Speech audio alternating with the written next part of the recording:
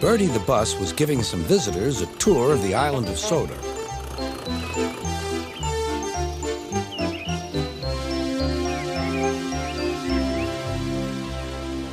It was their last afternoon, and Edward was preparing to take them to meet Bill and Ben.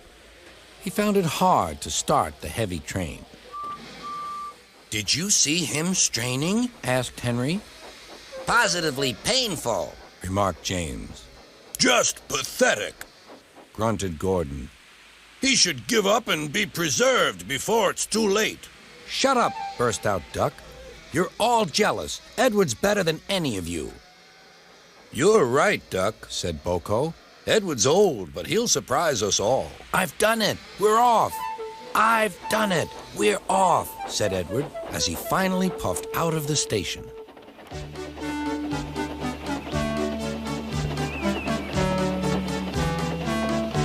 Bill and Ben were delighted to see the visitors. They loved being photographed. Later, they took the party to the China Clay Works in a brake van special. A little later, Everyone had a splendid time, and the visitors were most impressed. Then Edward took the visitors home.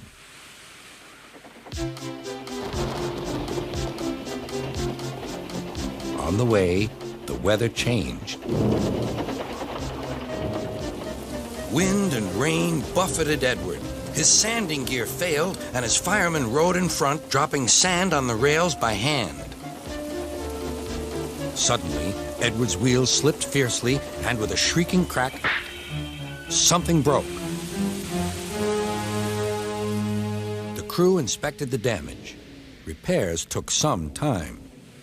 One of your crank pins broke, Edward, said his driver. We've taken your side rods off. Now you're like an old-fashioned engine. Can you get these people home? They must start back tonight. I'll try, sir, promised Edward. Edward puffed and pulled his hardest, but his wheels kept slipping and he could not start the heavy train. The passengers were anxious. The driver, fireman, and conductor went along the train, making adjustments between the coaches.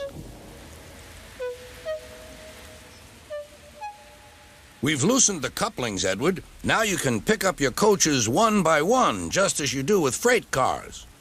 That'll be much easier, said Edward. Come on, he puffed and moved cautiously forward.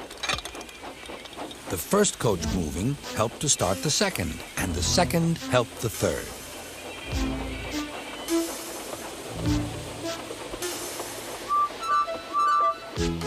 I've done it! I've done it! Puffed Edward. Steady, boy, warned his driver. Well done, boy! You've got them! You've got them! And he listened happily to Edward's steady beat as he forged slowly but surely ahead. At last, battered, weary, but unbeaten, Edward steamed in. Henry was waiting for the visitors with the special train. Beep, beep.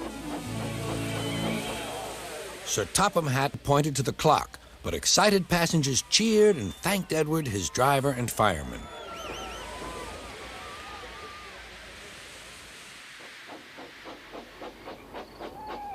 Duck and Boko saw to it that Edward was left in peace. Gordon and James remained respectfully silent.